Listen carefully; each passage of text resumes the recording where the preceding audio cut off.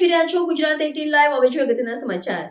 ધારી નગરપાલિકાની ઘોર બેદરકારી. ધારી નગરપાલિકા અસ્તિત્વમાં આવી ત્યારથી લઈ આજ દિન સુધી હંમેશા વિવાદમાં જ રહી છે. આજે શહેરમાં ભયંકર ગંદકીનો ગંજ જોવા મળી રહ્યો છે, જ્યાં ત્યાં કચરાઓના ઢગલાઓ પણ જોવા મળી રહ્યા છે. વળી આનાથી વધારે આશ્ચર્ય તો એ બાબતનું છે કે કચરો ટ્રેક્ટરમાં ભરાઈ સ્મશાન પાસે ઠલવામાં આવે છે, જ્યાં ગાયો પણ કચરામાંથી પ્લાસ્ટિક ખાવાને લઈ મૃત્યુ પામે છે. વિકાસના કામો હોય કે નગરપાલિકાની બીજી કોઈ કામગીરી હોય, કોઈ પણ પ્રકારના આયોજન વગર અનગઢત વહીવટ ચાલતો હોય છે. સ્થાનિકોમાં થતી ચર્ચા મુજબ ખરેખર નગરપાલિકા કરતાં તો ગ્રામ પંચાયત સારી હતી કે માત્ર ખાલી ફોન કરવાથી પણ કામ થઈ જતું, પરંતુ અહીં તો વાત જ કંઈક નિરાલી છે. આ બાબતને લઈ ધારીના સામાજિક આગેવાન રવિભાઈ હિરાણીએ પોતાની તીખી પ્રતિક્રિયા આપી હતી. નવનિર્મિત નગરપાલિકા નવનિર્મિત તો નહીં, કેમ કે 1 વર્ષ પૂરું થવા આવ્યું ધારી નગરપાલિકા બની. આજુબાજુની 5 પંચાયતો ભેગી થઈ વટહુકમ દ્વારા સરકારશ્રીએ પાલિકા ધારી શહેરના લોકોનો વિકાસ થાય, ધારીનો વિકાસ થાય, એટલા માટે વટહુકમથી એને બનાવવામાં. હવે 1 વર્ષ પતી ગયું છે. દરેક જગ્યાએ લોકોનો જ્યારે અભિપ્રાય લઈએ ત્યારે આ નગરપાલિકા સંપૂર્ણપણે ખાડામાં જતી દેખાય છે.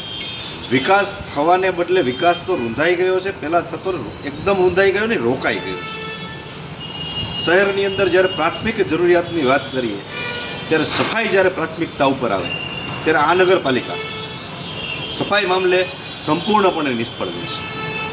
મસાણવાળા રોડે જ્યાં ડમ્પિંગ થઈ રહ્યું છે, ITIની બાજુમાં જ્યાં કચરાઓના ઢગલા થયા છે, ત્યાં રખડતા ઢોર, ગાયો જેવા પશુઓ કચરો ખાય અને જોખમમાં મુકાય છે. આજુબાજુના રહેવાસીઓ એનાથી પરેશાન છે. શેરીઓની અંદર ગટરો ઉભરાય છે. પાલિકા દરેક જગ્યાએ કચરો પડવા માટે સક્ષમ નથી. એવા અનેક પ્રશ્નો. આ ફક્ત અત્યારે હું ખાલી સફાઈની વાત કરી રહ્યો છું. બાકી ત્યાં પાલિકાની અંદર વિવિધ ટેબલોની અંદર થતી કામગીરીની દરેક ધારીની જનતાને માલુમ છે. પોતપોતે અવારનવાર પોતાની અરજીઓ લઈને જઈ રહ્યા છે, એટલે એ તો બધીને ખબર છે.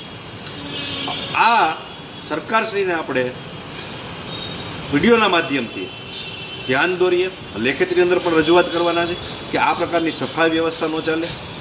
યોગ્ય ભરતી કરવી હોય તો ભરતી કરો. અધિકારીઓ ઉપર તમે કડક જો હુકમી દઈ અને કામગીરી કરાવો. નહીંતર આ ધારી નગરપાલિકા એ ગંદકીનું ઘર બનશે, બીમારીઓનું ઘર બનશે. આના કરતાં તો ગ્રામ પંચાયત સારી હતી એવા મને અનેક લોકોએ કીધેલું છે કે ગ્રામ પંચાયત સારી હતી, કે આ વિકાસ દેખાતો નથી. લોકોના મુખે એવી વાતો કરાવો કે નગરપાલિકા સારી હોય અને એની અંદર ઘણો બધો વિકાસ થાય. એવું આપના માધ્યમથી હું સરકારશ્રીને નિવેદન કરું છું.